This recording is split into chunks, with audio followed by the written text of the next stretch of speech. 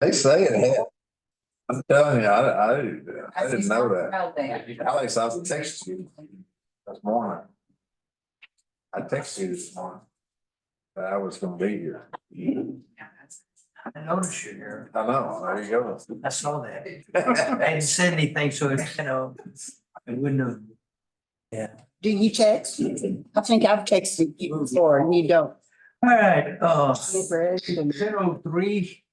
Facility, are we ready out there? Yes, we are. We have, people in the audience, Amanda Mark, Jeff Holly, Matt Glaze, Thomas Everett, and Chief Belton. All right, well, let's get today's meeting of Tuesday, March the 19th started then.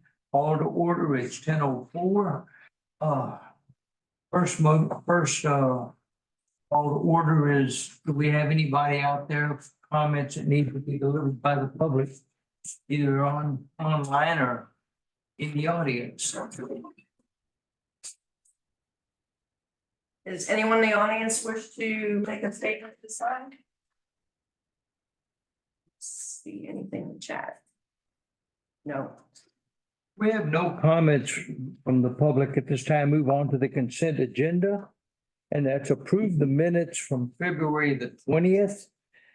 And then the Harbor Master's inspection report of February 24th. 7 minutes. We have a motion to accept the minutes as presented from Mike Wire. Ms. Sue Traylor seconded that motion. All in favor, say aye. Opposed? No nays. Let me preface here, Mr. Butler is not here for the folks that may be out in the audience, and Mr. James O'Neill, but we do have a quorum. Move on to the reports, financial report, sheriff report, account aging, payment report, revenue and expenditure report, balance sheet, profit and loss, cash flow report. Brittany is in training today, so, I'm sorry, ma'am. so Brittany is in training today, so she's not here to present the reports. They're in your packet, on the tariff reports. I did make a note myself that looking at equal figures. Comparing what we received to date, to what we received to this time last year. We've got about a 77% increase. Last year, this time, it was $20,901.32. On Helena's, looking at last year's, at this time, we had received $29,139.06, so it's been a slight decrease in tariffs from Helena.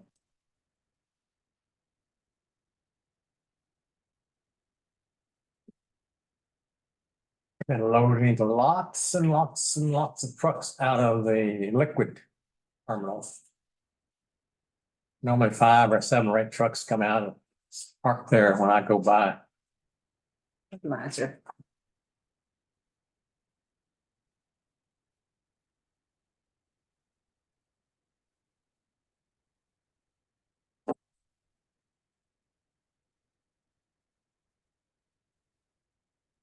Let's move on to the account aging report.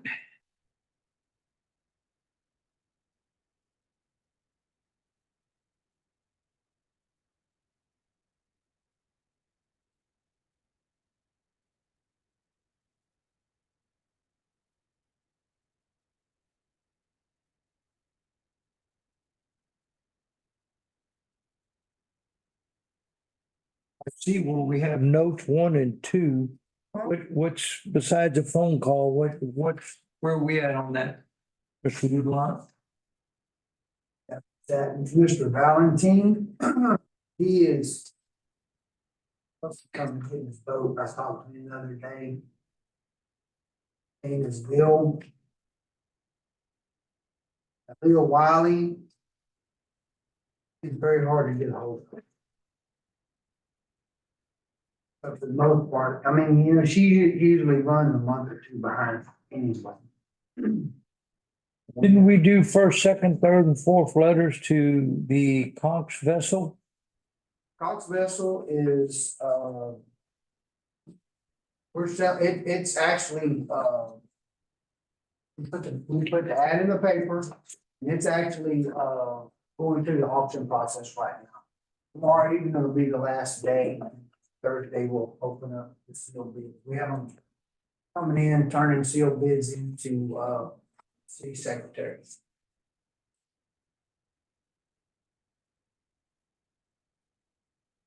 Oh,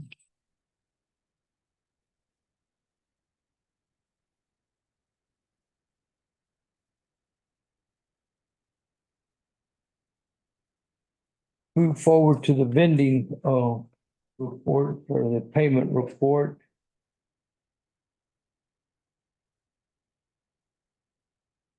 And the Harbor Refuge floodlight, I went ahead and I let Mike know this, and I'll let everybody else know that, you can see that we're still getting charged like $612. You know, it used to be like 500, the energy charge actually went up. But we still should be seeing some savings because they're now, LEDs instead of high pressure sodium.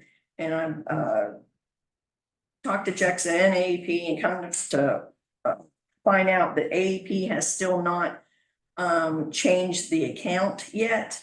And so they are working to delete the high pressure sodium account and replace it with an LED account, which will certainly show some savings because we'll be using less kilowatt hours with the LEDs.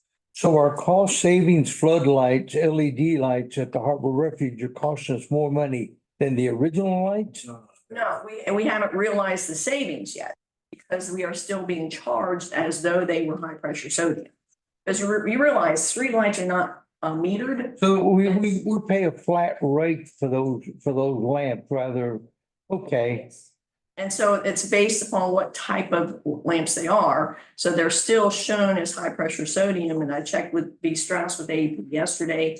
And she said, yes, the account has not been updated to show that they're no longer high pressure sodium, but now are LEDs. And so they are working through that. And it probably honestly was because Arnold retired about that time and it probably slipped through the cracks. Can we expect a prorated discount or something, or is that just wishful thinking? No, I'm sure once they get it all sorted out, that we'll go back and we'll get a credit on, because I think they were LEDs as of the end of December. Yeah. And so we'll get some kind of credit. Yeah, it should be a quarter of the bill.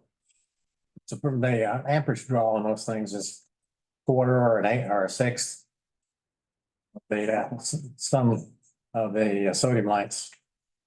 So yeah, it should go down dramatically. Yeah, I mean, but to counter that, the electricity cost has gone up. It's So gone up a little, yeah. A little over 4 cents, now it's a little over 6 cents. Can't win for losing. Right. Move on then to agenda item. I was gonna ask a question. Uh-huh. I noticed the cleaning and janitorial, is that a catch up by 2 months? Or- Yes. Yeah, actually, and I had the same question too. We're gonna be, look, that is more than 1 month, and then we're checking with UniFirst and trying to make sure we get that stuff. When they deliver locked up, make sure we need everything we're getting, because yeah, I think it's a little high myself. Even on a monthly basis. I think the cleaning and the janitorial rate is high. 15,000 square foot building and I'm paying $300 a month for the janitorial in Houston, none of that. So I've always been a little surprised. I don't know whether that's a negotiated rate or what they told us they're going to charge or what, but it bears investigation. Move forward to the revenue and expenditure report, agenda item D.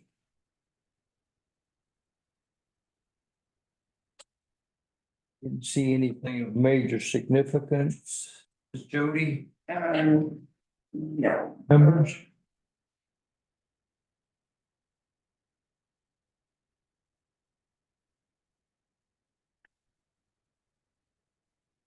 Well on target, so looks satisfying. Moving on to agenda item E, the balance sheet.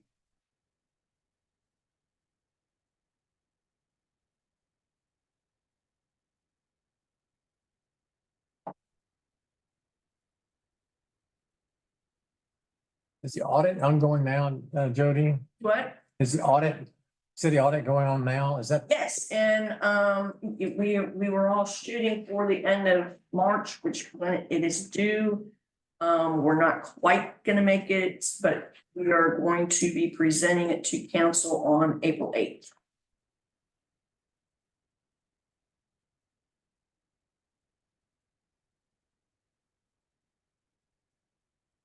Move to the profit and cash flow report, profit loss cash flow report.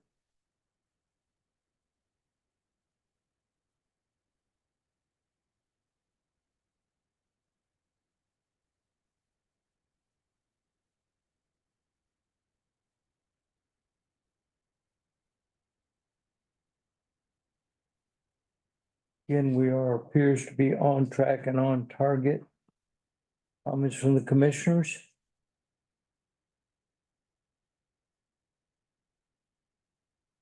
I guess when you look at the lease on North Landing, we're getting $7,000 a month on. We're paying 10% of that roughly for cleaning, which is a little surprising at the amount.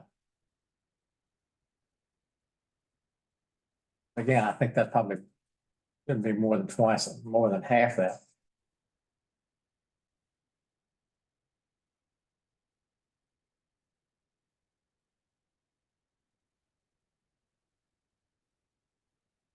Don't know what the city does as far as janitorial housekeeping services. Know that we've had a problem in the past securing someone to do that. Yeah, I mean, currently we have that under fund. An ongoing problem. Well, there are a lot of, I would assume that there are companies, when we get our church cleaned by outside services and Well, out of Victoria. We can task the harbor master to look at this again and see if we can find a reduced rate. But at the same time, it's trying to find reliable help and reliable service. In today's environment, it appears to be somewhat difficult. We tried to do that in the past, and those contract janitorial services are very, very expensive. Matter of fact, I think they did it here at City Hall too, and it did not last very. Yeah, that's, Now, I don't know what's going on with this UniFirst thing. I know we talked about it just a few minutes ago, but they're way out of line. I'm not sure what's going on, Yeah, we're gonna revisit all but that. it's just, it's gotten way, way expensive.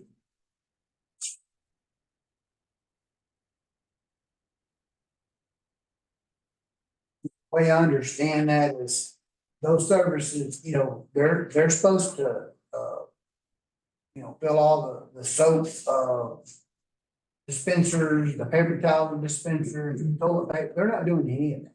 I'm getting phone calls, we don't have any toilet paper down here, blah, blah, blah, and then we can't find any toilet paper. I mean, the Yeah, we're lady gonna that address cleans- that. Yeah, the lady that cleans for us, she's actually has started coming in and kind of inventorying everything they're bringing. This just started about a week, maybe 10 days ago. sounds like we need a motion for staff. Go out there and possibly seek alternate service, both housekeeping, maintenance, supplies Do pretty and the good. service. They do pretty good here at City Hall because,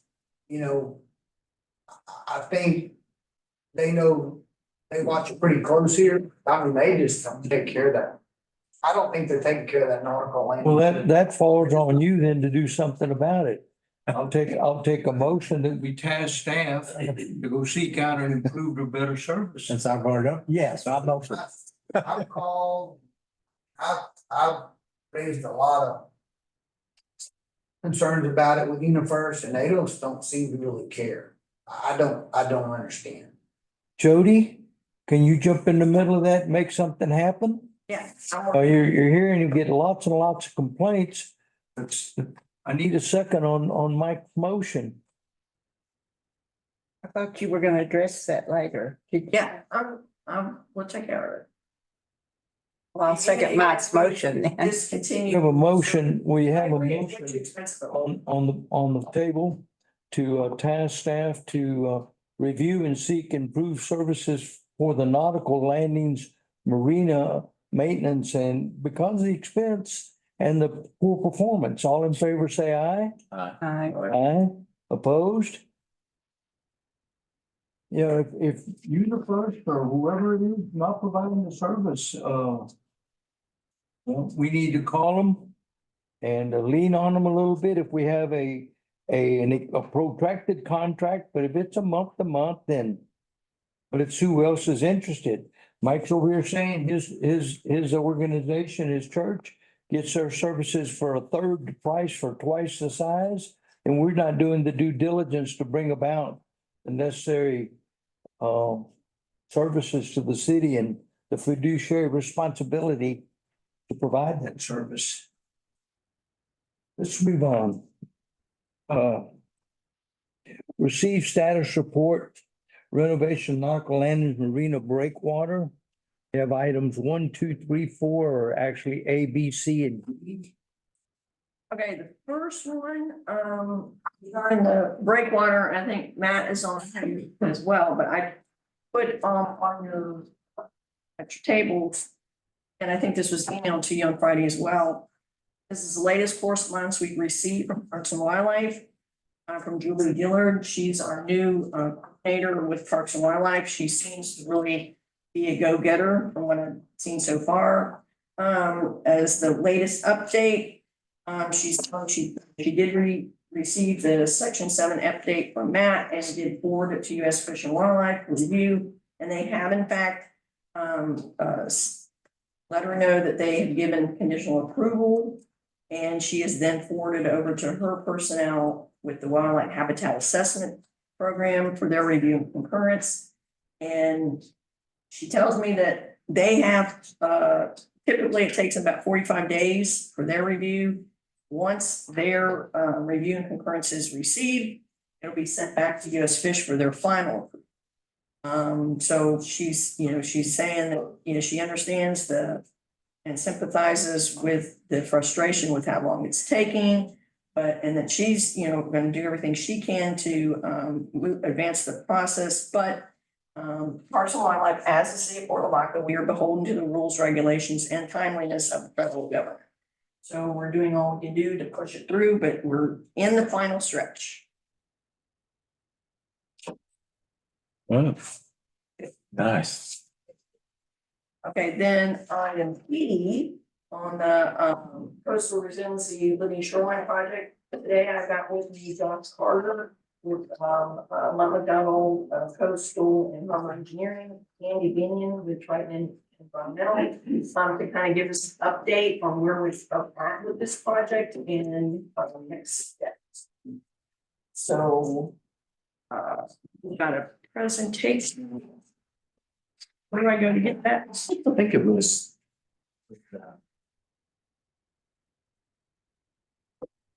Yes, the.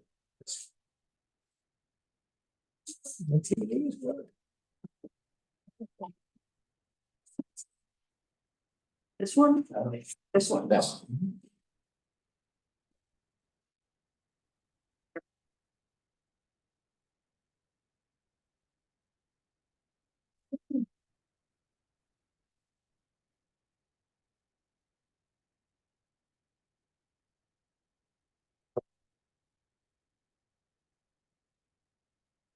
Thank you very much for having me today. I'm Josh Carter with Coast and Harbor Engineering and partner. Josh, who?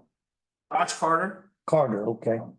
And please feel free to ask questions as we go along. I'm happy to just take it as we come.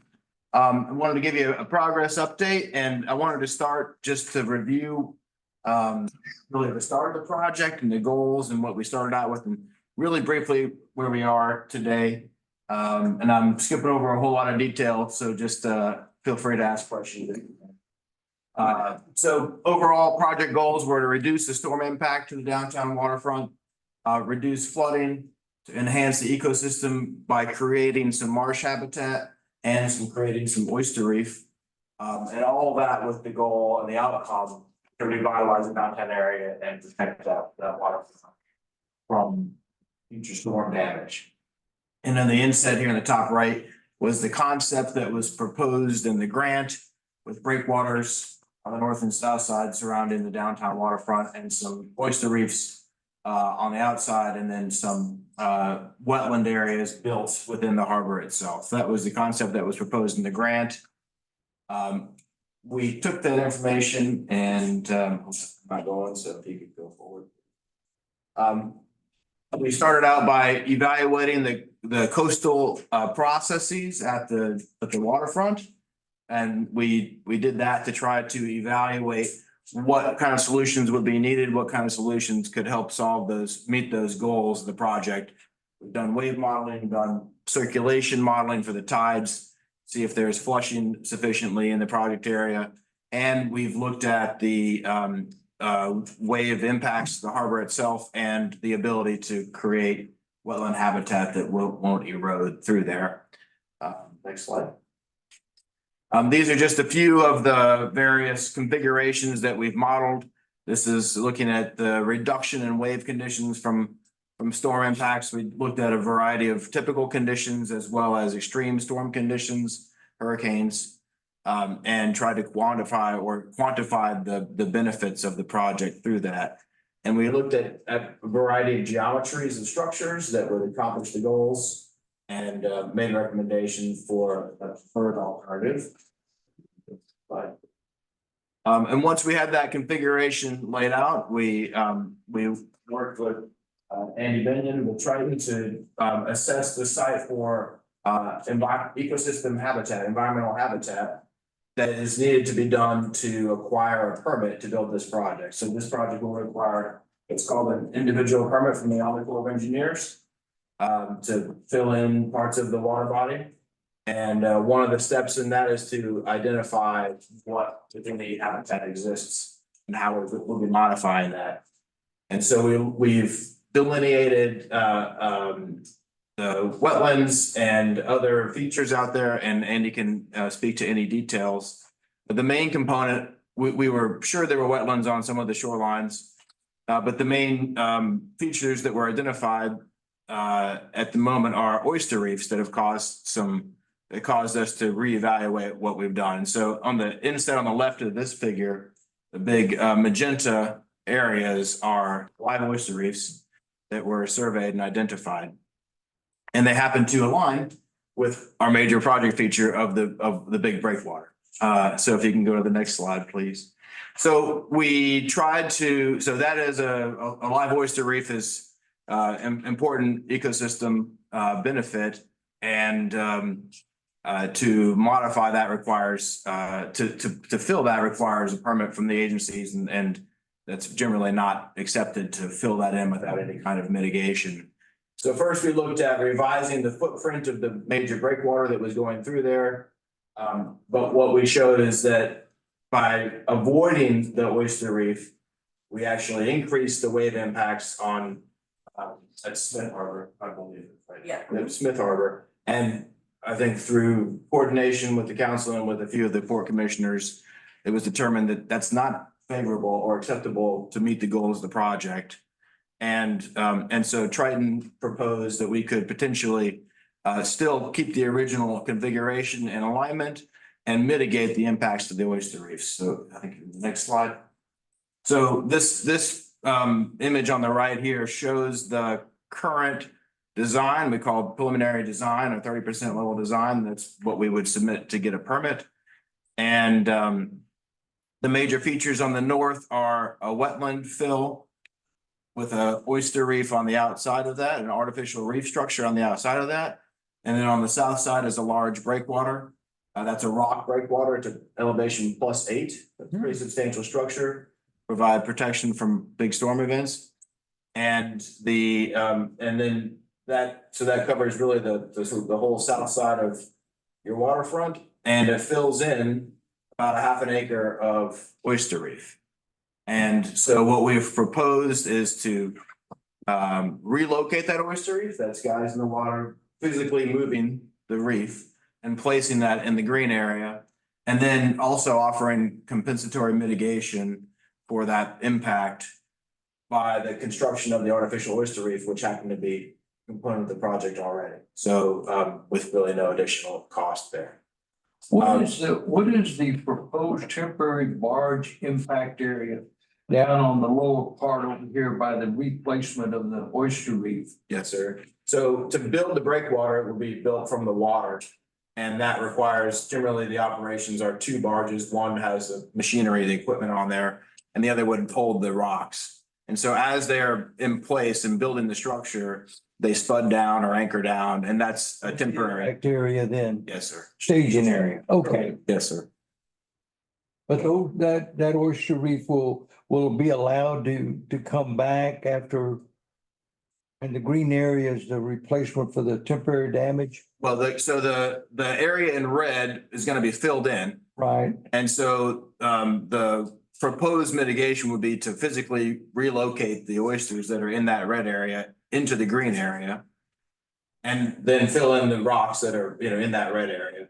So the rocks are good oyster habitat. Sure. And so it is an impact, but there is some relative benefit there. So this is what I think I have stated here that our team with Triton coordinated informally with Texas Parks and Wildlife this plan who manages the oyster reefs. And they're generally in agreement with what we've proposed. And so now we're ready to move forward to the next steps, which are to submit the permit application to start the official process to get the permit in place. So that caused some delay in our proposed schedule, that coordination to address that oyster reef mitigation. And so I'm showing you a slide here. There's a lot of detail on here, but this was what our proposed schedule was as of October. And that's when we identified the oyster reef and started dealing with that issue. So you can go to the next slide. So we did have some delays in the preliminary design and regulatory compliance actions. Next slide. So now I have revised that schedule to show the proposed adjustments.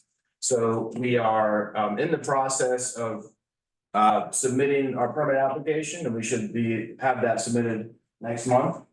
And that permit is the timeline for acquiring the permit, right, is a bit out of our control, but generally it's a 9-month-ish process to 12 months. So that has pushed us back a few months. We were planning to have that submitted in November. Now we're looking at April, and so the whole schedule has moved pretty much by that time frame. But we think we have that issue addressed and are ready to move forward with that. Yeah, so to just really briefly, the next immediate actions are all the regulatory compliance actions. So acquiring the permit, and that's the critical path item. We'll be in parallel finalizing our design of the project. And we should have a design in hand ready to go when we receive the permit, so we can include the permit in the plans and then be ready to go out to bid. And so just to give you a little more detail on what is involved in that regulatory process, I'd like to bring Andy up and she can talk through those items. Good morning. Good I'm morning. Andy Binion with Triton Environmental. Name again, please. Andy Binion with Triton Environmental. Thanks, Josh. Appreciate it. I'm here to just discuss the individual permit process with the U.S. Army Corps of Engineers and anticipated project timelines associated with the permitting process. So I have a few slides to discuss the different targets associated with obtaining a permit. This illustration here just shows you from kind of start to finish from a February to a December timeline for the different steps to get the permit for your project. So we, as Josh mentioned, have prepared a draft individual permit application. We have preliminarily coordinated those plans with Texas Parks and Wildlife for the impacts to oyster reef. And also we have attended a pre-application or a pre-filing meeting with the U.S. Army Corps of Engineers. So the project has been assigned a project number with the Corps and also a project manager. And during that meeting, she provided us some very basic and preliminary feedback on the likely process for the project and scheduled us for an April joint evaluation meeting. I'm going to go into details on each of these action items in subsequent slides. So this is just kind of a high level overview, but so we'll have the JEM meeting in April, and then we will receive feedback from the regulatory agencies during that meeting. That will allow us to finalize the permit application. And so our goal is to submit the permit application about a week after the joint evaluation meeting. And so once the permit application is in the hands of the Corps of Engineers, that process is highly susceptible to delays and workloads from the different regulatory agencies as it coordinates, but we are anticipating a December permit issuance. So with the application going into the Corps, the project manager is going to review the application and put it on public notice. And it will be on public notice for regulatory and public comment for 30 days. And then she will submit to us all of the comments that are received for the project.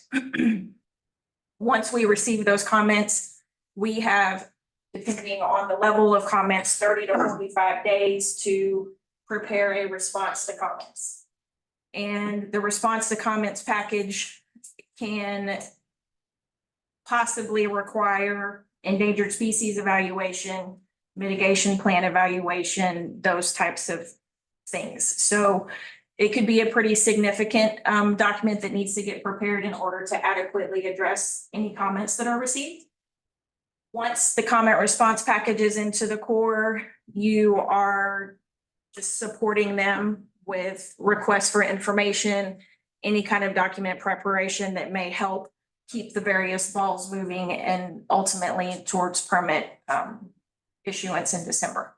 Okay. So some of this I already talked about, but the individual application and permit application is prepared. The pre-application meeting has been completed. Because there may be a chance for the Corps' 408 review, and that's real estate, and that is because there is a navigation channel very near the project features. So we have reached out to the operations and navigation folks at the Corps and are awaiting feedback on whether or not 408 will be required. That is typically a pretty lengthy process. So we'll see what they have to say about that. So the joint evaluation meeting, again, April 10th. The purpose of it is just to receive beneficial feedback from the regulatory agencies. The regulatory agencies, hopefully, that will attend will be the Environmental Protection Agency, U.S. Fish and Wildlife Service, National Marine Fisheries Service, Texas Parks and Wildlife, Texas Commission on Environmental Quality, and the General Land Office. So they will provide feedback. It will allow us to finalize the permit plan, possibly make tweaks to design, best management practices, those types of recommendations that we can incorporate into the permit application on the front end to help address or cut off the need for addressing them later on during the public notice. Then we will submit the application. Goes out on public notice for 30 days. It's during that time, possibly during the JEM, that we will learn whether or not endangered species consultation is going to be required for the project, and if that will be formal or informal consultation. And then also for National Marine Fisheries Services, you typically, for a project like this, have to do an essential fish habitat assessment. And then possibly the need for a 12-step mitigation plan. We did discuss that during the pre-application meeting, and our project manager was unsure. So she was going to talk to her team lead and then provide feedback during the JEM meeting. And then we just help, once we get the response to comments back to the Corps of Engineers, to our project manager, we just help her through the process with developing documents and reporting and answering questions and those types of things. And hopefully permit by December. When the public notice starts, it's also going to trigger water quality certification with TCEQ. So we will be submitting those necessary documents as well. and that will move concurrently through the individual permit process. Like Josh mentioned, we have coordinated with Texas Parks and Wildlife for a relocation permit for the oysters. They were very agreeable, and so that is typically a quick process. So we want to time things appropriately, and that will probably start, midway through the individual permit process. And then the submerged land lease with the GLO, again, that's a relatively painless process that'll happen later on. On that, the submerged land lease. Part of that property, we have a patent on. Uh-huh. And I guess it's not going to affect us. We don't have to submit that. Okay. I think we're outside of that though. It's our refuge is. It goes, we have a patent that goes all the way just about to the channel. Yeah, I don't know if we have a channel and dock, then I don't know that have the GLO. We can check on that. That's all I'm Yes, sir. saying. Yeah, we've got the foot. Utilize it to every advantage. Okay, yes, sir. Absolutely. Go ahead. That's it. Do we anticipate that there's gonna be somebody opposed to this? Oh, yeah. I mean, Oh, yeah. I'm just asking. Oh, yes. I think the thing that came up in the meeting was something about the fish caps. You wanna mention that? I think the regulatory agencies are gonna have their own recommendations on how they believe the project should be designed or best management practices that should be implemented during construction of the project. I don't foresee the resource agencies having issues with the project. There could be possibly some public input. Again, I don't know. It's hard to project those sorts of things. National Marine Fisheries Services has they like to see gaps in breakwaters for fish passages. So it's anticipated that we will receive a comment regarding that. We can discuss it internally, Josh. Tell them right now, there's a big gap. Right. Big gap right now. So there you go. But the coastal analysis is really going to feed the response to that and whether or not it makes sense from a design and function perspective.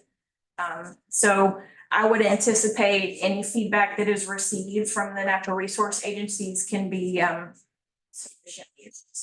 When and if it's delayed. Mhm. Recently, I noticed the city of Cedar had a project that they wanted to do. They got a grant for it, didn't get to do it because it got delayed forever. Mhm. The FEMA dome, we jumped through every possible hoop, Yes, got delayed, money didn't change.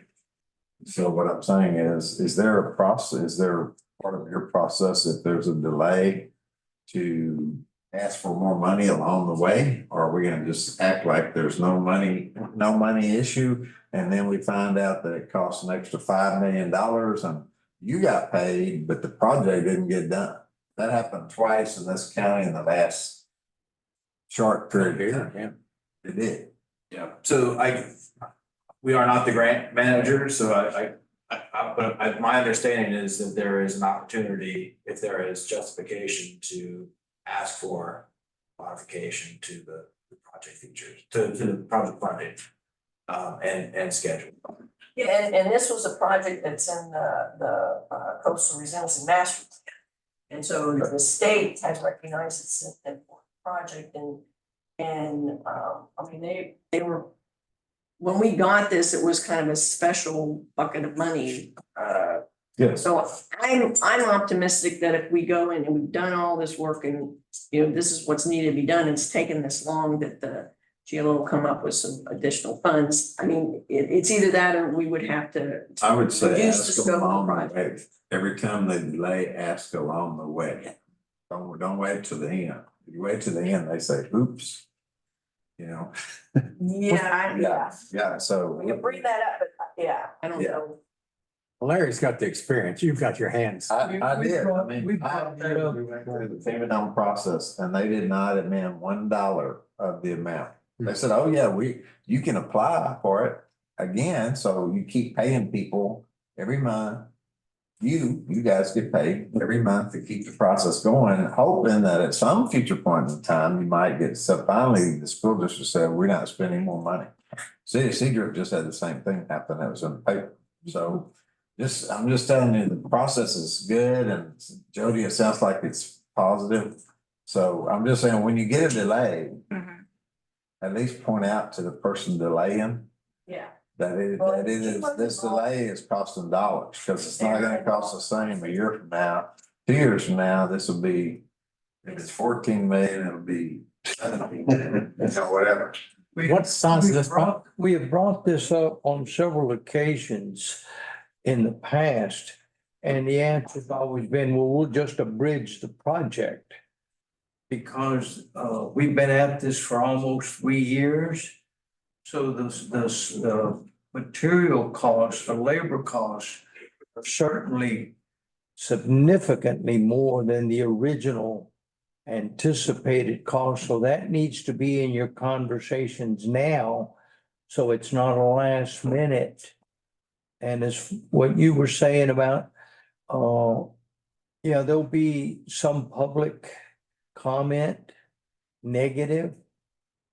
The owners of Fisher Harbor are probably going to question their ability to get out because you are blocking that direct access to the channel or the waters they're going to have to navigate to go to the opening deep enough. Has that been looked at or addressed? I don't know. So there is, we think adequate, there's not an existing channel that's going straight out. And from the bathymetric perspective, the draft that's available, it is the same. They will have to go a bit to the north to get out of the entrance. I've already heard several comments from some of the fishermen or the, professionals talking about the shallowness of that, and we're going to prevent them from being able to get in and out. We'll be able to get in and out because we have a channel. But the Fisher Harbor will be impeded. You'll need to include that in your scope of repairs or maintenance or whatever. And you can be putting that wetland in there, which again will create another encumberment to those people. So the wetlands only now on the north side, right offshore of the existing wetlands that are out. So we removed it. That was a consideration that might block that navigation. So we relocated that to the. Like I said, I've started getting comments already. What you brought up. Go ahead, please. What's the size of this project? How many dollars? Well, the whole thing, with engineering and the grant was around $13.5 million. Okay. $13.5 million. So that means we're probably looking at 15, 16 right now today. Pardon? We're probably looking at 15, 16 today because it's been 3 years. I agree with Alex. I think we're all, and Larry, we're gonna have a significant dollar increase. We may as well. I'd sure hate to go out for public funding of this, a bond issue or something like that. I'm all for it. I just, I think. I want you guys to just That's ask. why I say put it on the Back table down now. after, I assumed that as we were jumping through these hoops, that they were gonna adjust any money, and I was wrong. And so, they said, oh yeah, you got the grant. The state legislator, congressman was ready to come down and do the shovel, man. And opening. He's ready to do the shovel to build it. And I said, you need to stay over there. We ain't building. It says if it costs another $4 million, we're not gonna do it. So keep your shovel. Anyway, You can see it's a concern to us as a board commission, and in fact, the numbers are out a couple of years at least.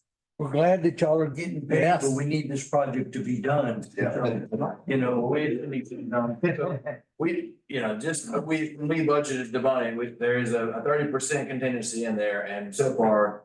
We haven't seen a need to utilize that, and so, looking at the cost of, the biggest cost is the material, the rock. And there was actually quite a spike in the rock prices. And it's come down a bit, so that's actually good news. I'm feeling relatively comfortable at the moment, but that marketplace is a bit dynamic. You're being recorded, by the way.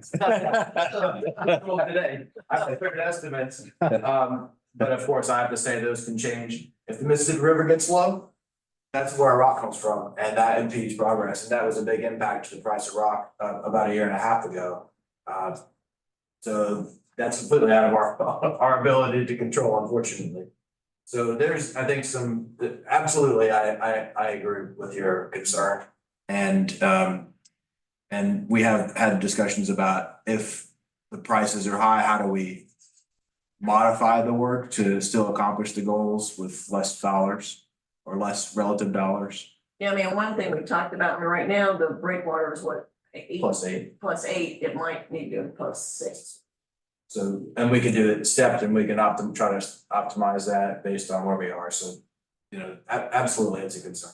And Just be optimistic, but let these people know that, Well, there, I As mean, you go along. DLO is involved with.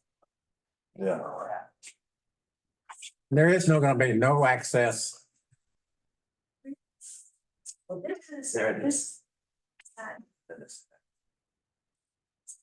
There is gonna be no access on the breakwater itself. Is that correct?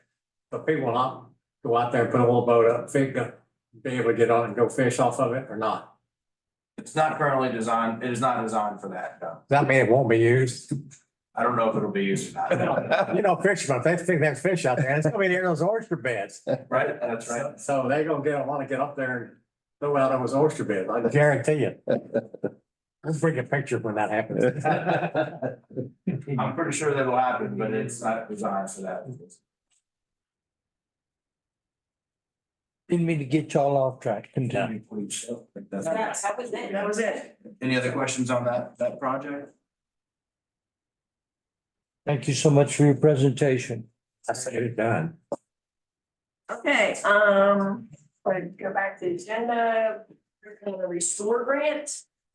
Samantha Litsky is the grant specialist from TCQ that's working with us on this grant.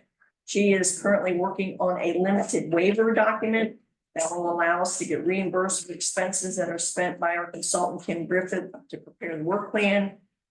Without the waiver, any expenses incurred prior to the approval of the work plan are not eligible for reimbursement. So we're waiting on that. We don't anticipate this taking much longer. And once given the okay, Kim's told me that she could have a big plan complete within a few weeks. So that's where we're at with Restore grant. The culvert replacement project, there's no news. In fact, as I report on the voluntary restoration project, recently checked with our grant administrator, KSBR, see if they've heard anything regarding our application to use the CDBG round 2 allocation. Again, we've applied to that CDBG bit to use those funds on this culvert replacement project. KSBR has not heard anything from GLO other than that they are behind. So that's where we're at with that. I did have a conversation with Mr. Weber actually yesterday from Helena. And he did tell me that they are making their workaround work. Obviously it's costing a little bit more and certainly is affecting their efficiency, but not to the point that they feel compelled that they need to go and spend the money to replace the culvert to bring put the railroad back in service, that they are able to wait on the city and the grant for that work to be done.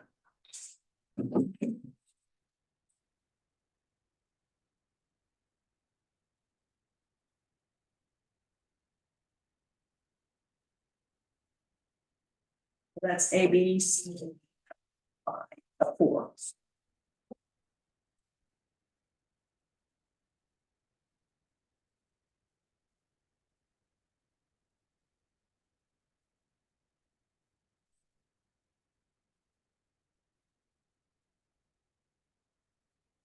Move on then to, status report of special projects.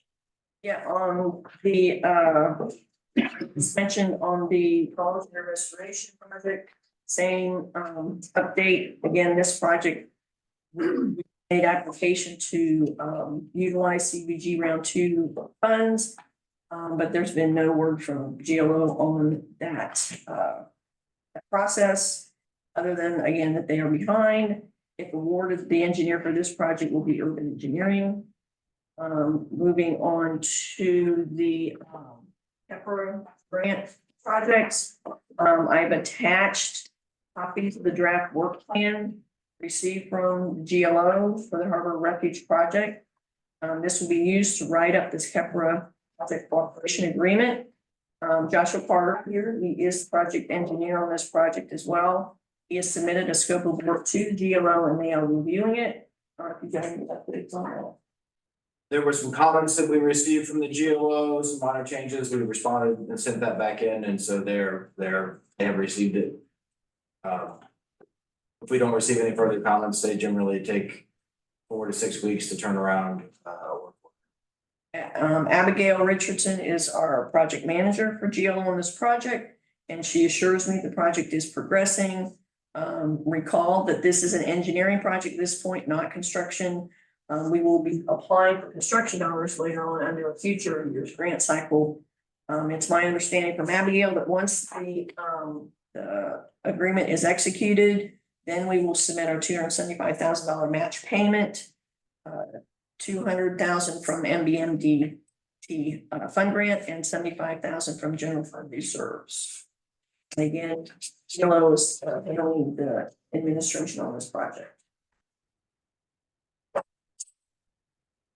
Let's see, on C, the Matagorda Bay Mitigation Trust Grant, downtown waterfront public process improvements. At Glaze with Urban Engineering reports a survey crew is scheduled to be on site for the topographic survey later this week. I don't know if Matt's still on here or not, but so that once they get the survey going, they'll be able to start their design.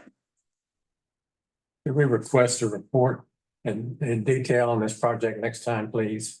Well, I mean, this was, I would like to know how the allocation of funds got done, things like that. this project is, Part of the capital improvement plan.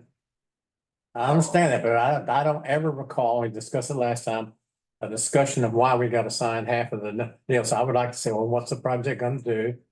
And so we could have a little 5-minute presentation to determine that if our. well, yeah, we did that at the time we made the application. I don't remember that happening. Yeah, I think maybe you weren't here. I would We have been did here it. every single, I would rest of the meeting, okay? Yeah, we will do I that. have checked also with other people who have the same thing. I would like to have it. If nobody else does, it was. I mean, I'd be happy to do that. Good, thank you.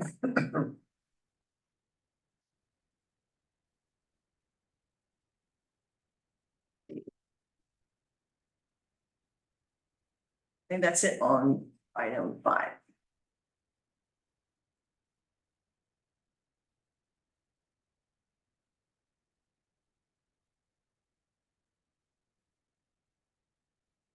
Move on then to agenda item 6.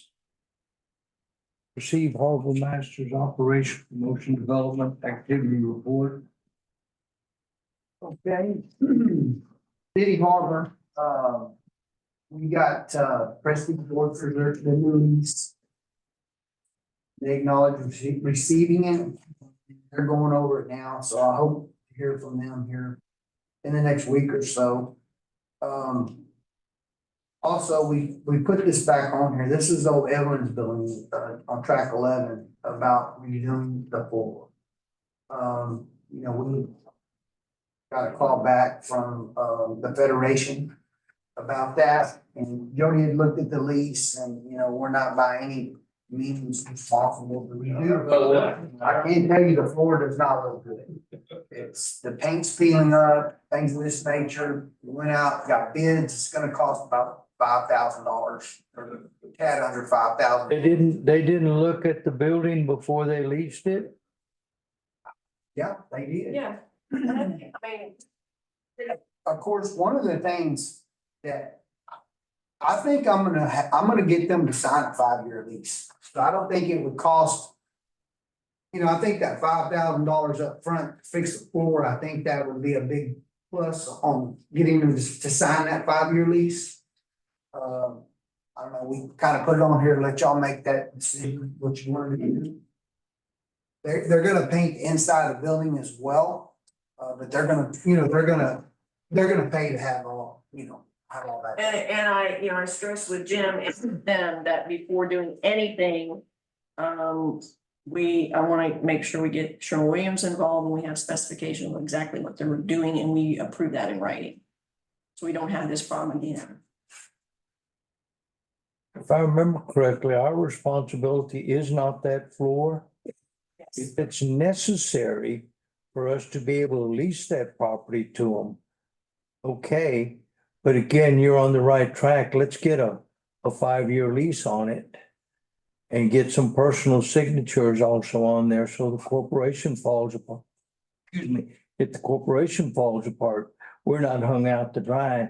No, ours is the doors, the windows and the air conditioning. If they want to paint it pink and purple on the inside, have at it.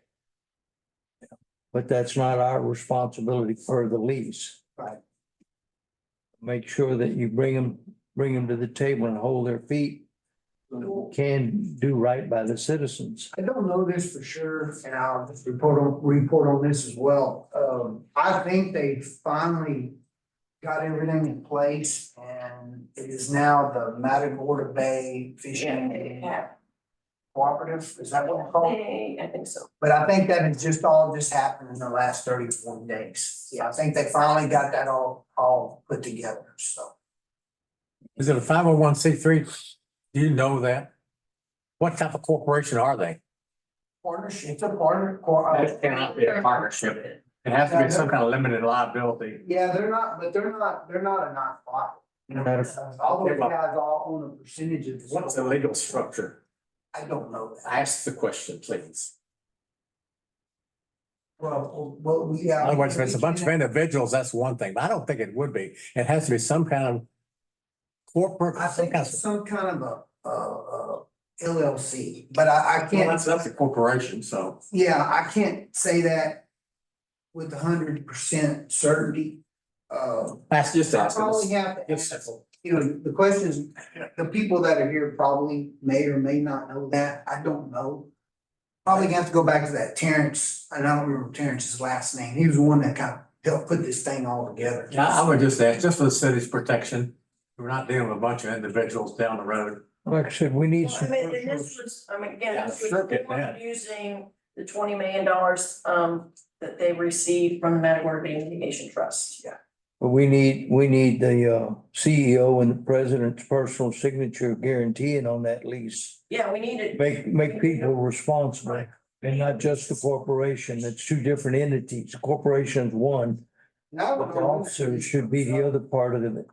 I don't know when that lease comes up, but Is it, probably in the next few months. Isn't it? is it August or 4 or 5 November? months? For the Federation, Yeah. end of July. End of July. So that, yeah, Let's that's, be moving forward on it yes. and that the carrot becomes the floor. Well, We need to authorize on that floor or. It's below within the that. scope. It's below limit.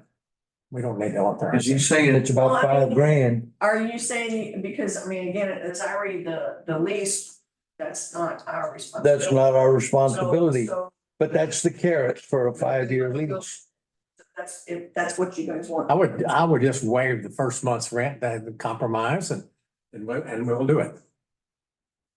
If they'll sign that lease, say we'll give you 1 month less. I don't know about the waiving and all that. Oh, that's what I did. At least Precedents when you start I that. used to do it all the time. Yeah, well, Still do. but you're setting a precedent for the city. Well, Again, I would go with the carrot. Hey, we'll do the floor for you, but this is what I need from you.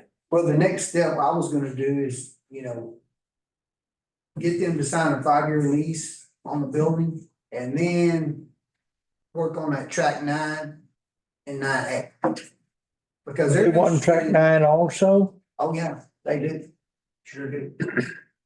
But of course, Prestige would like to have it as well, so, Well, we got a bidding opportunity here. yes, yes. Okay, But I've kind of put them off and I've kind of put both parties off for right now. It's like, hey, you know, we're not sure exactly what we want to do, so. So, I mean, can we get a motion on what we want to do with the floor at this point? Anything? It seems like it fits in your scope, Jody. To do that, you decide necessary to. Got the sentiment. I mean, I don't mind authorizing it, but again, okay, a motion would be that we authorize the city to spend the money to improve the floor contingent on them signing a 5-year lease. Make that much. We have a motion authorizing the city to make the added improvement to the old Evelyn's building contingent on the corporation signing a 5-year lease and acquiring track 9. All in favor, say aye. you extended the scope just doing that, you know that. Well, I think we'll leave track 9 out. I'm sorry, I think, don't you think we'll leave track 9 out of that? well, didn't know what you said you wanted. Well, yeah, but I think. what Yeah, but I we'll mean, do- track 9 will need to go to. That wasn't in my motion. You added it, but I'm okay. Yeah, You added. I think you're right, but we want to bid that track 9. exactly, no, Yes. I exactly, would take that, separate that out, go back to Larry's. yeah, Yeah. no, exactly, exactly. New motion, Okay. The one Larry. authorize the city to make the floor improvement at the old Evelyn's property contingent on corporation signing a 5-year lease. That's it, period. I'll second that motion. We have a motion by Larry and a second by Sue. All in favor, say aye. Aye. Opposed, no nays. We're still gonna continue to work on track 9 and 9A and 10 and 10A and all the other As and Bs. Go ahead, Jim, agenda item B. The North Lane building, as of this writing, which was last week, we were still waiting. We got a copy of, the signature page for the Allied Universal lease. We hadn't received the original. I don't know. Did we ever get that, Rachel? Not yet. It's a few days in between. Yeah, not yet. Today, so, no, okay. So, yeah, okay. Okay, so Nautical Landings Marina. Wait, of that building, I'm not there to bird dogging anymore since they moved my residence. Did we ever get those palm trees, trimmed up? And, All right. They were starting to look pretty rough and I was that was concerned. last week. I think Monday of last week they showed. Okay, since I'm not able to keep an eye on it anymore, I gotta, yeah. Thank you. Go ahead. Okay, Nautical Landings, Marina, okay, as of the 15th of March. All the boats are gone, the sump boat that we picked up, drug out behind, the bait shop, Fort Worth Bait, it's crushed, it's gone. The other sailboat that we towed to the refuge harbor, it's crushed, it's gone, so. Of course, that's a good thing, that's been kind of a long I had, process, but. I had the tenant at Poor Boys talking about how the area looked. He was complaining about that boat. Can we get the city down there to clean that area up, dress it up a little bit? And improve his parking? I think he's got some holes and stuff out there. I've asked about the concrete in the past for the Smith Harbor side of that property. Can we maybe do the same for Lencho's, for Poor Boys? He hauled some stuff in there since he spoke to you, because I talked to him last week or the week prior. That was about when he came to me and said he was applying some kind of a health permit for oysters and stuff, and the area needed to be clean and. Well, I don't know, he did haul the material in all those holes. I'll talk to him and see what. Is he doing retail oysters out of there? Not, he was asking the state for some kind of a license. He has to have. And you have to have a clean and a pleasant appearance, health wise, I guess, because oysters, of course. I think the dock has to be certified. by the state or something before- But if you would address that, and again, if it needs to be dressed up, visit with him. So that everything is acceptable, so he can get his permit and improve his business. Go ahead. About that area. Do the Navarros understand they can't block off that road on both ends? Yes, Oh, There was a chain across it. but- yes, we addressed that. They. Thank Pull it you. up, yeah. they're also parking on the right of way as well, which I said. I addressed that in my commissioner's comments. I have pictures where they are way beyond the property lines. Mhm. They took down the change, but now they've got narrowed it down to 12, 15 feet, and we've got a 30, 40-foot easement through there. If you would look at that, and if we need to send code enforcement or somebody there to get them off our property. Well, I mean, easement, it's not our property, but. Yeah, it's our easement. It is our easement. It is our easement. yes. Yeah. Well, she cannot park on it.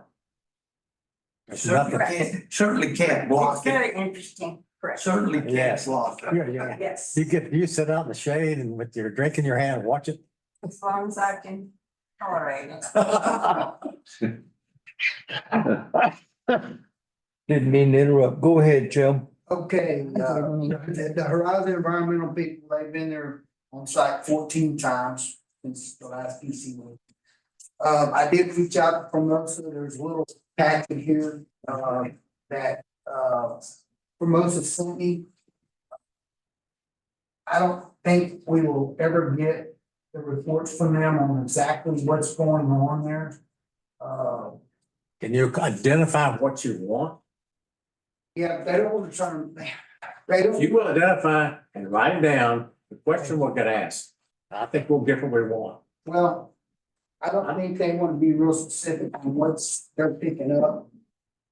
You know, what they've done, they've kind of identified what Horizon does, you know, they're contracted to come out and take a, you know, kind of keep an eye on that area.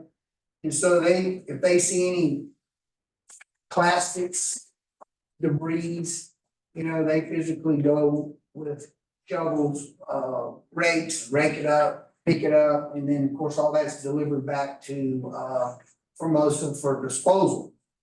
Now, one of the things I didn't realize, if you look on this last page, and I knew Freeze and Nichols was involved in a lot of this, I think they actually, you know, Freeze and Nichols, I think they actually, are kind of managing Horizon now from what I understand, and that came from Anthony that works for Freeze and Nichols.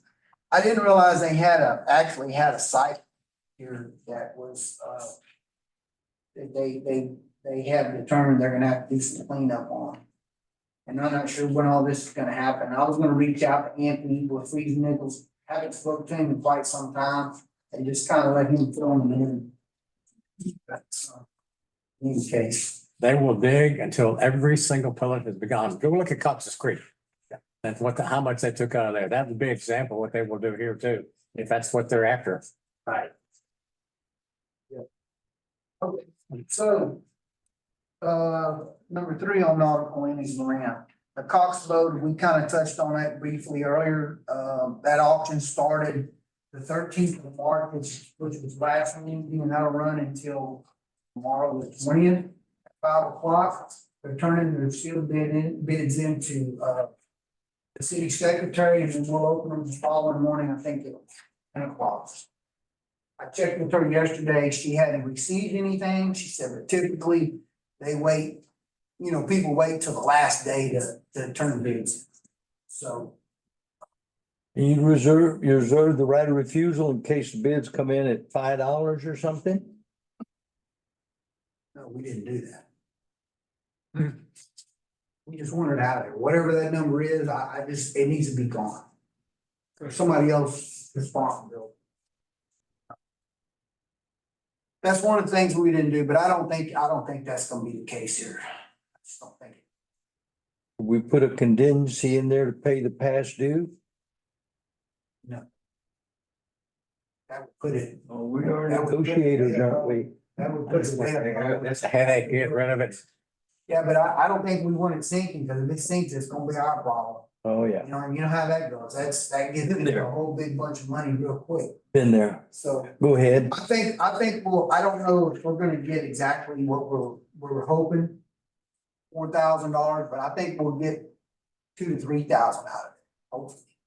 I have had a little bit of, I've had some calls, some people that were kind of interested on it, and we've talked about it, looked at it, so hopefully it'll all work out. Hopefully, all the paperwork is in order. We can get this thing registered. That's been the big problem all along.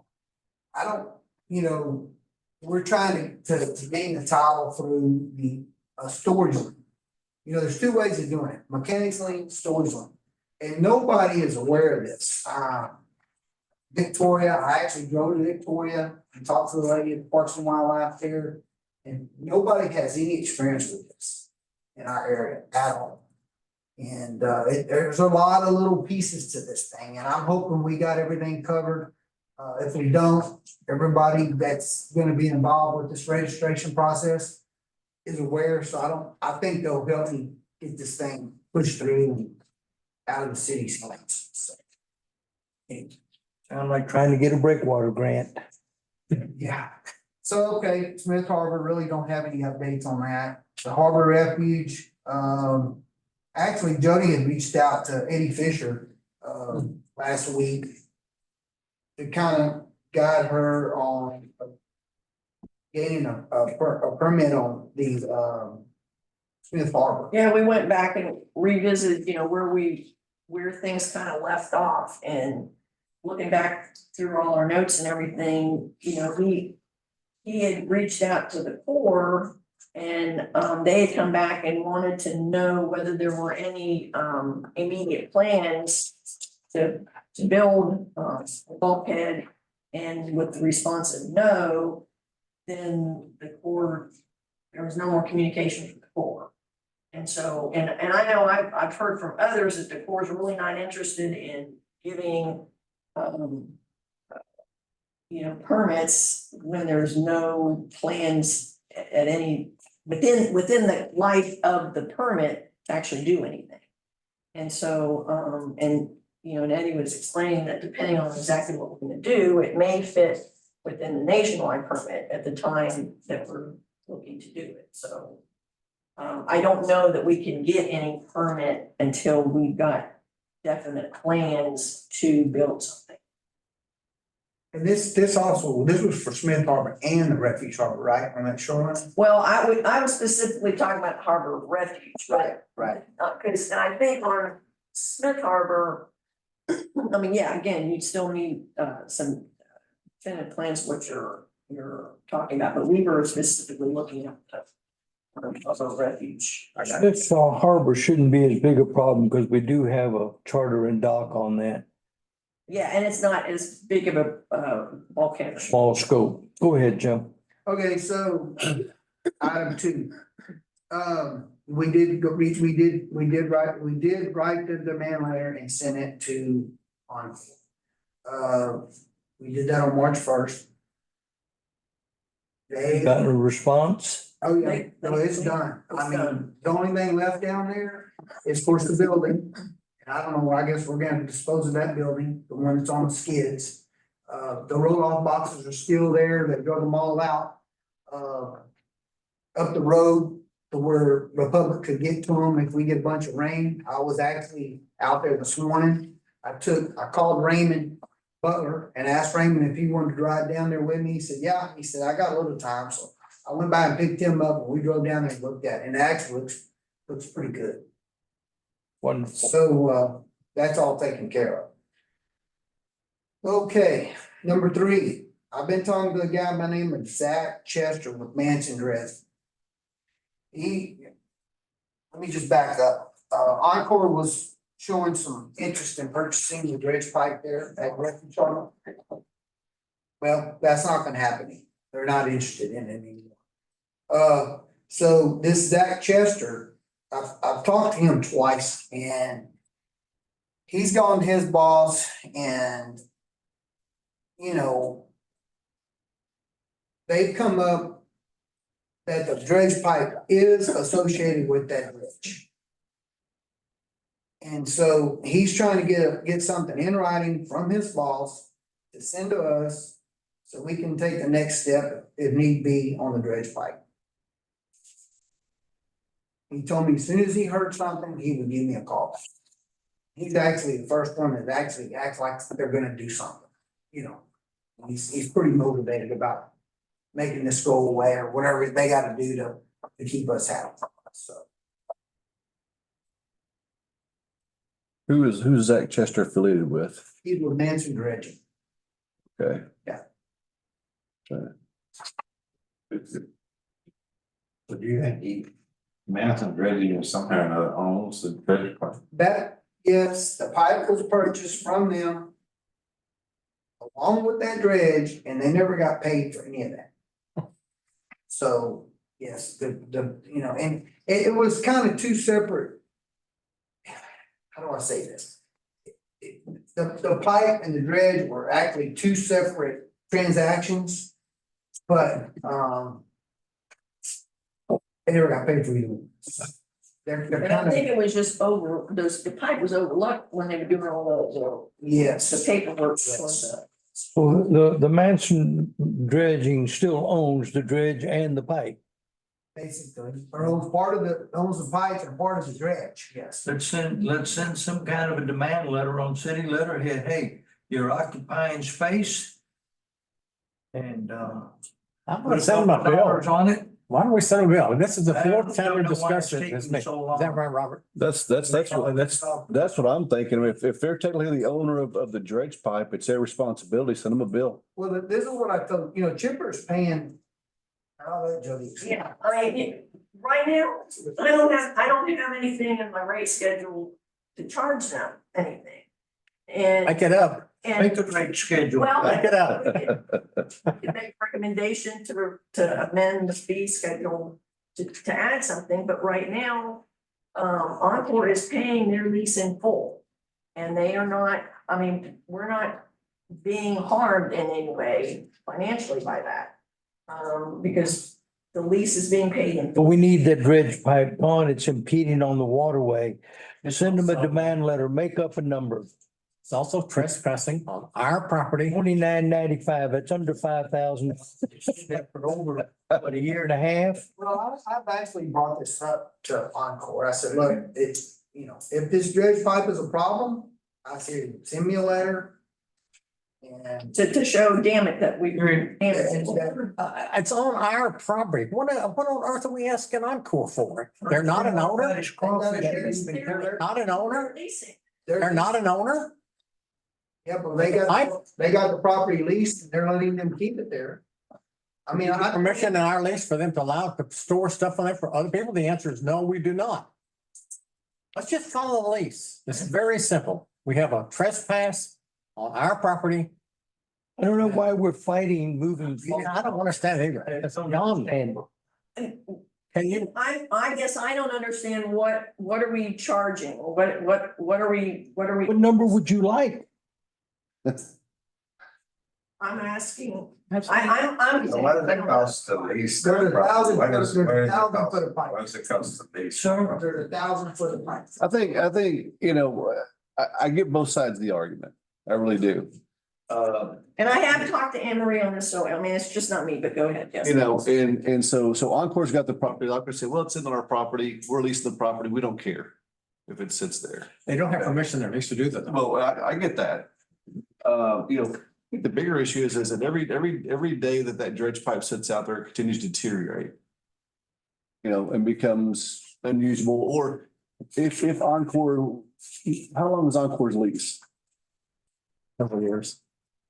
They've got another, I don't remember, if they've got another.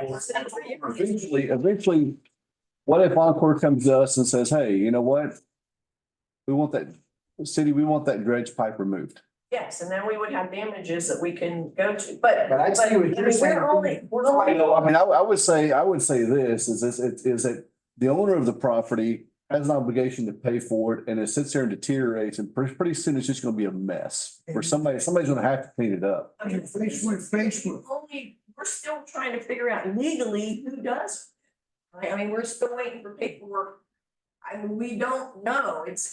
Like I said. we Well, Manson's claiming it right now, correct? You've got 3 or 4 barges. Tony, as soon as he's gonna try to get me something in writing that they do on that. But we don't have that. I got 3 or 4 barges sitting in front of. Or let me ask you this, if nobody claims it, Exactly. if nobody claims it, can we go out there and just have a third party just yank it out? And do what with? And is there any salvage value to it for metal? For a guy who's got a dredge, probably. If they don't have a dredge, probably not. Well, I'll go back to, if it deteriorates, we wind up like what we've got now, looking for a restore grant to get rid of 4, 5, 6 barges that got landlocked during the hurricane in front of Smith Harbor. Yeah, I mean, I think that on critical path is identifying who actually legally it belongs to. Did they not acknowledge they own that pipe? We can do it. Did they not say we own that pipe? He That's who legally owns it. told me. Send them a letter and tell them they owe you $1,000 a foot. Well, they're not 100% sure they own it yet. It was triggered. See, that's what's wrong. They're not, because Can we wait? He's To close. the hearing from the we exact. just need that document saying, hey, this belongs to us. That's what I'm trying to make sure. Why don't we wait? We actually have. We have to follow the law. And I'm following the law. I'm waiting. We're trying to identify who legally owns this. All this bankruptcy stuff, there's a lot of complications to it. Like I said, I believe, my understanding is, or my belief is, this was just overlooked in its entirety. this is part of the liquidated bankruptcy, correct? Yes, Okay. but it is, but it isn't, because it's not on any manifest. It's nobody, it was overlooked in its entirety. And that's, So it's not in the bankruptcy schedules? no, that's the problem. Okay. And there are 2 barges down there that are the same way. Well, then, was it Texas, they always say possession's 9/10 of the law? It's in our possession? Yeah, well, I mean, I'm gonna. I mean, it doesn't seem like anybody wants it anyway. If nobody's gonna claim it, 'cause I think it's just more of a liability. It is a You know, lot. because I think all they're doing is nobody wants the expense of moving this dredge pipe. Nobody wants that, That is it. you know? And so, I think they're kind of scared. I think they're kind of scared with it because nobody really knows.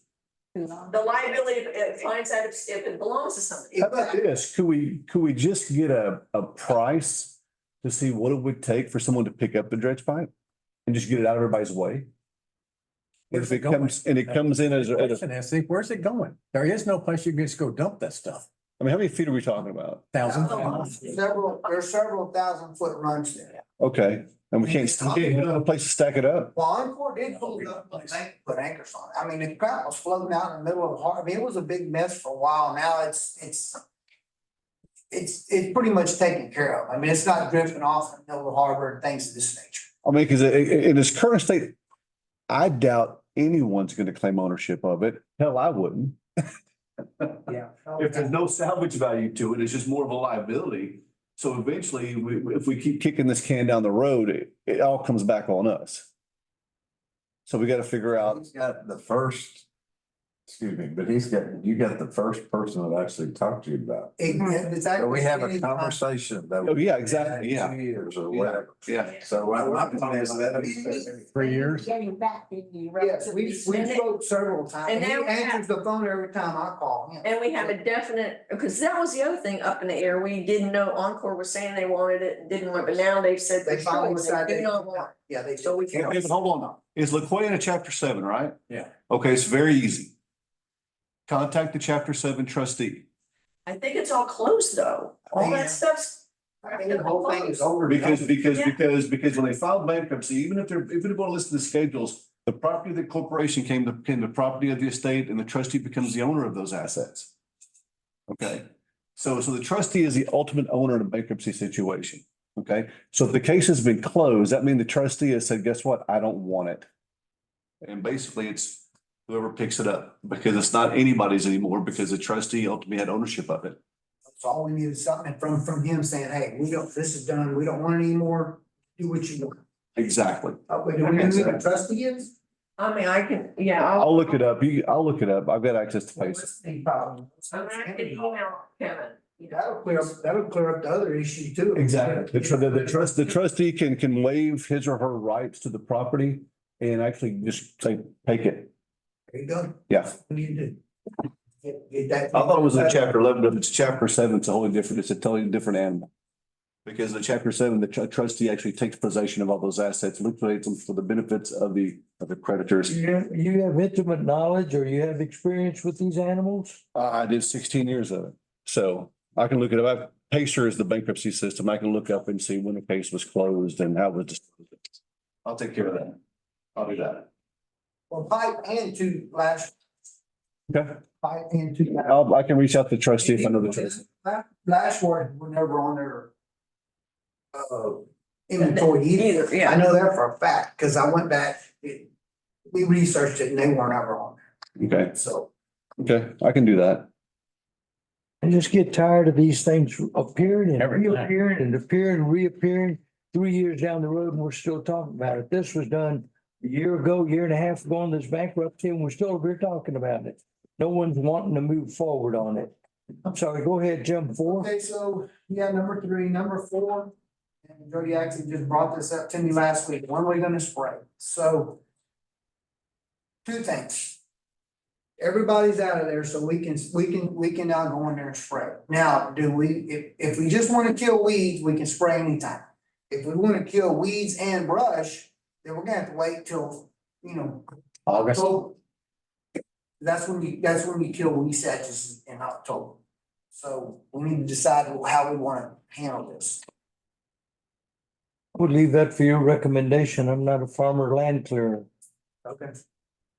We'll look at it and see how much is there and just go from there. Of course, we're gonna have to get the wind right before we can Please. spray it too, so. We need it coming out of the southwest, so it kind of goes back. Tell your cousin that he just needs to be careful. 6 months, you can do it. Mike's tired of his flowers, anyway. Yeah, I got, the last time John did it with my property, he did. He killed some of my property, somebody else. I got a picture of him waving at me. There's, He's overflying that field right next door to me, not a. let's do something here then. I'm gonna ask for a motion authorizing Jim and Jody to move forward on this at their opportunity and give them pretty much an open-ended ticket for that spraying, because we can't dictate the wind. We don't want to wait till next month or something. So when you and the pilot get together, you call Jody, hey, it's ready and it's Yeah, that's gonna be. 3,000, 4,000, 15,000, whatever the number may be. Order in and then. When everything's right, he goes and sprays it. Now, I don't remember what those numbers were. We had looked at it one time before. It's not a whole bunch of money. $100 an Are acre, you maybe. comfortable with that, Jody? $100 an acre, maybe. You know, hey, we'll call you that morning and say, hey, the wind is right, we're going. Yeah, I don't know. A couple $1,000. It's not a Yeah, big deal. it wasn't. Not a big deal. Let's just go with it. Let's That's make what that I was motion, thinking, please. just go ahead and get the weeds out. Weed. Y'all decide that. Well, The just- money is- Yeah. But, we've made the motion. The motion's been made. I need that motion from somebody. I'll make that motion. We do the weeds killing as soon as possible.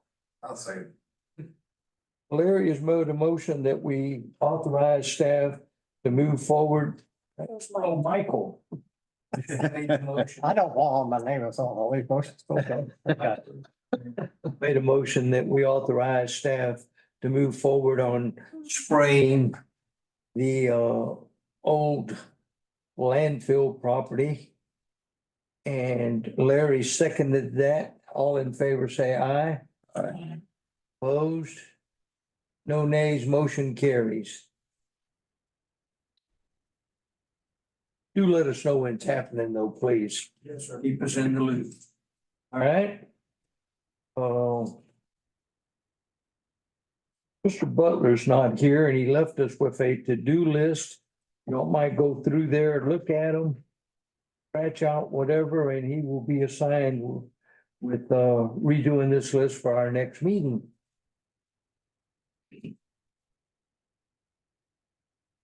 New business, agenda item 7. Well, that gets us back to where I just mentioned that Mr. Butler is not here. He requested these items be put on the agenda. And he was gonna do just a very abridged presentation. And he asked that we schedule a meeting to address these at length. Number 7 is the tariff comparison studies that he did. Review of the lease and the tariff requirements, again, part of his study, and discuss the taxes that are paid by these leasees and their allocation to the Port Commission. If I could ask that y'all get together with staff and figure out a good day for y'all. As y'all know, I'm pretty readily available. Pick a date and plan probably a 2.5, maybe a 3-hour meeting that we can go through these 3 items and present them to the council. I'm gonna pass out some paperwork on those so they can be. Do you have some preliminary work, Michael? Pass that around. That's the taxes. Give us a brief summary on this. Well, their valuation about 16 million at the Hellas. And so they're paying about $125,000 this year, 23, to the city. And the recommendation that I would like to get approved, we can either, the meeting will be a meeting, not a work session. No, it'll be a meeting. So we can vote then, but We need to prepare take you. action on these items. I want to ask propose that the money be allocated to the Port Commission for expenditure, since it was generated on the property that's owned by the port and under the responsibility of the port. So we would assume that all those taxes associated with this, with Miller, whoever else was paying taxes, would come back to the Port Commission. And so we can talk about it further. This chart says that the appraised value of something, Helena, Well, Helen's property at the Harbor of Refuge. okay, was 1.7 million and now it's. No, that's the taxes on the right hand side. They're paying the taxes on the right hand side. The next piece is the inventory, that $8 million, $9 million worth of inventory. They paid $70,000 in taxes. They had $5 million on their leasehold improvements, which is that building. They paid $41,000 in tax. The $8,300 is the value of the total value of the dock that they're valuing at $83,000. So then they're paying $650 taxes for use of the dock. I still think we need to go back and see if there's any way to get the Jesse and the CAD to agree that that's all be valued at market value, which is around $4,000 a foot. This sounds great, except you've limited to one item and This is the total taxes, this is their total property, they're getting taxed on it. but these are not all the properties that pay taxes, both personal and property tax. This is those that are in the city, Port Commission's responsibility. They have a piece out on Bower Road, and they have, which is minor, and they have a I don't piece. see the nautical land is building. I don't see the. Oh, no, this is strictly for Helena, Helena. strictly Helena. Only Helena. I would think if you're going to do this, you would go ahead and encompass. There are no other significant taxes paid by our tenants to the CAD. None. Okay. No, and I mean, Curtis Miller's paying about $700 a year. Reach out to staff and tell them when you're available so that we can have a special meeting to address these 3 items. Let me also pass out, and I went back to the lease, the Helena's lease, and I pulled out the information to deal with the railroad, what their responsibility is. Read that.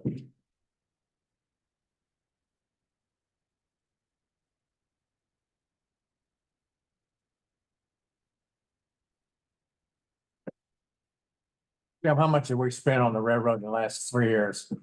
About 150 grand ballparkish. I don't think we spent that much. The time around, we spent 40-something thousand, we've probably spent 30 a couple of times.